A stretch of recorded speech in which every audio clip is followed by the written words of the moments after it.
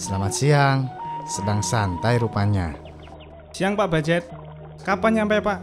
Mau panen ya Pak? Iya, terima kasih Nak Jali. Nyampe kemarin sore. Ngopi Pak, sama-sama Pak.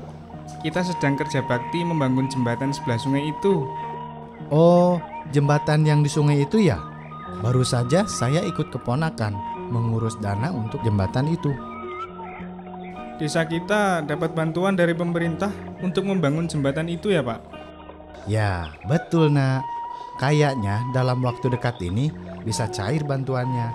Desa kita dapat bantuan melalui program DAK. Apa itu Pak, DAK?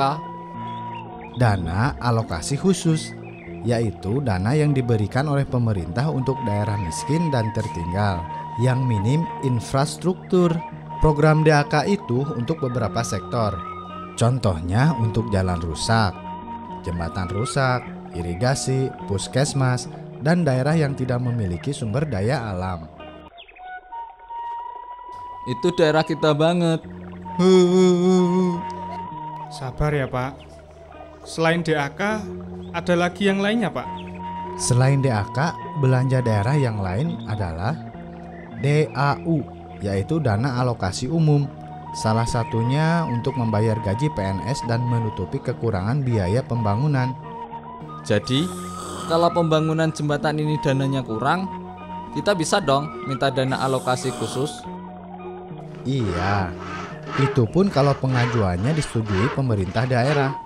Selain DAU dan DAK, ada juga DBH atau dana bagi hasil. Maksudnya dana yang harus dibagi antara pusat dan daerah. Dana yang dibagi itu dari hasil pajak dan sumber daya alam. Berarti daerah kita DBH-nya hanya dari pajak saja ya Pak? Desa kita kan tidak punya minyak bumi, gas, hasil hutan, hasil tambang, dan hasil sumber daya alam lainnya. Tapi untungnya kita menjadi daerah miskin. Seperti ini pasti dapat dana alokasi umum dan khusus yang lebih besar. Waduh, saya sampai lupa pesan kopi. Iya nih Pak Bajet, serius sekali dari tadi ngobrolnya. Saya pesan kopi hitamnya ya Bu. Siap Pak Bajet. Oh iya, sampai mana saya tadi? Dana penyelesaiannya ya? Dana ini biasanya digunakan untuk penyaluran dana, tunjangan penghasilan guru, dan juga BOS. Terima kasih Ibu. Selain itu juga ada dana otonomi khusus. Kalau dana otonomi khusus, apa Pak? Kalau dana otonomi khusus hanya diberikan untuk daerah Aceh dan Papua saja, Nak. Kalau melihat seperti ini, pemerintah sudah betul ya Pak? Desa kita dapat dana untuk jembatan misalnya. Itu sudah menjadi kebijakan pemerintah, Nak. Pertimbangannya bisa macam-macam, tapi intinya sama, untuk mempercepat kesejahteraan saudara kita di Aceh dan Papua.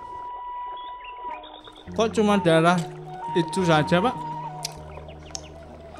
Masing-masing kebutuhan di setiap wilayah kan harus dilihat secara seksama. Pasti ada kebutuhan yang sama dan ada juga yang berbeda. Baguslah kalau tujuannya seperti itu, agar kita semua sejahtera. Prioritasnya juga harus dipikirkan. Mengelola uang rakyat kan gak gampang. Kita aja punya keluarga yang sedikit, lumayan susah. Apalagi rakyat se-Indonesia. Iya sih. Tapi itu kan baru jembatan. Bagaimana dengan pendidikan desa ini, kesehatan, dan juga bagaimana dengan desa lain? Nah, memberikan layanan dan dana yang sesuai dengan kebutuhan akan membuat rakyat sentosa. Katanya, seringkali ada alokasi dana dan anggaran yang tidak tepat sasaran. Wah, Nak Jali tahu banyak ya? Nggak juga sih Pak. Pak Bajet memang TOP banget deh pengetahuannya. Kapan-kapan kita ngobrol lagi ya Pak. Mari Pak Bajet, kita tinggal dulu ya. Silahkan, nanti saya menyusul. Saya mau nengok sawah dulu. Nah, jadi gitu ya. Layanan pemerintah apapun bentuknya harus terlebih dahulu dilihat kebutuhannya. Karena masing-masing kebutuhan dan wilayahnya bisa jadi berbeda. Tiap layanan dan kebutuhan pastinya membutuhkan dana. Dana-dana ini harus diselenggarakan terlebih dahulu sebelum dapat digelontorkan.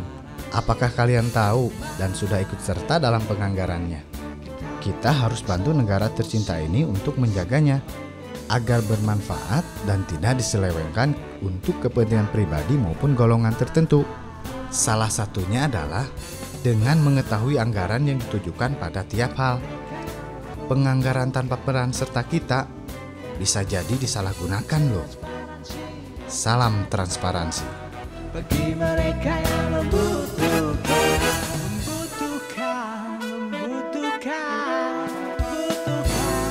salam transparansi.